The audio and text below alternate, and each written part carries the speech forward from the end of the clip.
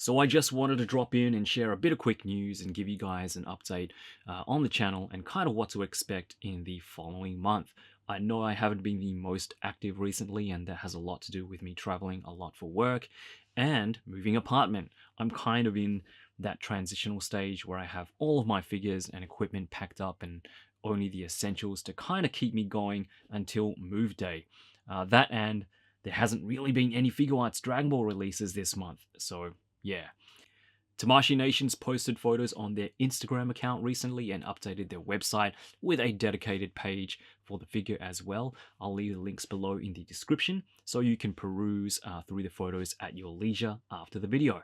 Like I mentioned, this isn't exactly new news, as we all knew Tamashii have had this figure in the pipeline for some time now. It was just a matter of when they would release the figure, and it looks like we'll be getting Krillin in October as a premium Bandai web exclusive.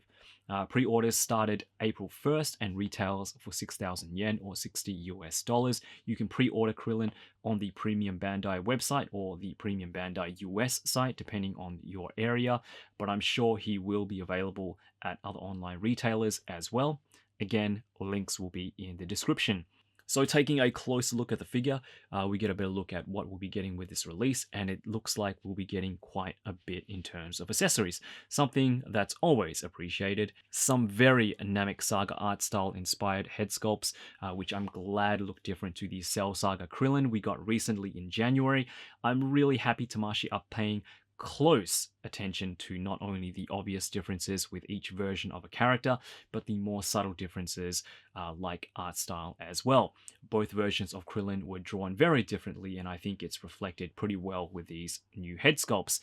We even get a head sculpt to recreate Krillin's iconic death scene in that part of the story. Also, I'm interested in seeing if the heads from Krillin 2.0 are interchangeable. I'd really like the option to mix and match, so hopefully Tamashii keeps the neck to head joints the same.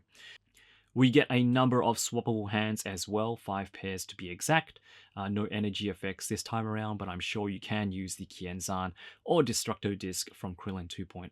Of course, you'll have to figure out a way for Krillin to hold the Destructo Disc, as these hands don't appear to have peg holes, but I'm sure, a bit of sticky tack will work just fine. Despite not coming with any energy effects, Krillin does in fact come with interchangeable torso and back parts, which means we can recreate Krillin's battle damage look when he gets stabbed by second form Frieza. And speaking of second form Frieza, could this be an indication that we may very well see a second form Frieza in figure form as one of the 2 remaining slots in this wave of Namek Saga themed figures?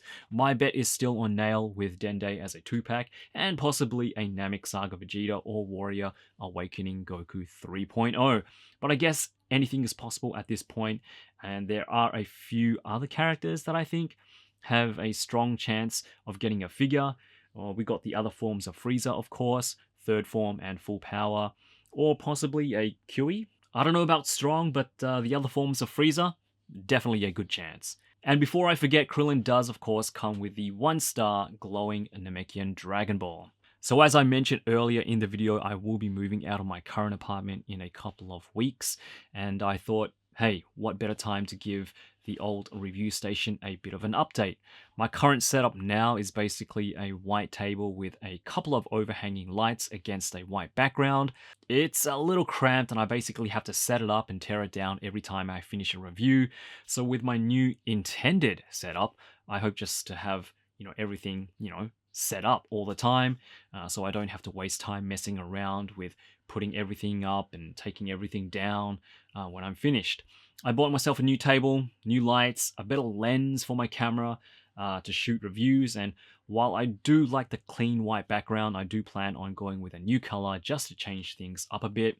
Hopefully it'll all work out and you'll probably see the new setup this month in my next review, which should be Figuarts Zarbon and Piccolo from the superhero movie. Also, I really want to start giving you guys more content as well, with more reviews on figures that aren't necessarily Dragon Ball related. For those who've stuck around for a while, you'll know this channel started with reviewing all kinds of action figure lines, but kind of slowly focused on what you see the channel is today. Figuarts Dragon Ball figures. Anyway, hopefully the new setup will make things a little easier, a little bit smoother, because I really do want to spend more time on this channel. I really do want to spend more time engaging you guys out there who have supported me throughout the years. April is kind of the official start of the year here in Japan. It's the beginning of the fiscal year. It's when all students, start school again. So, I guess I'm taking this chance to give the channel a bit of a fresh start, a bit of a fresh update, and hopefully bring you guys more content in the months and years to come. All right, time to head out, but I will see you guys very, very soon in the next video or live stream. So take good care of yourselves, and as always, yoroshiku!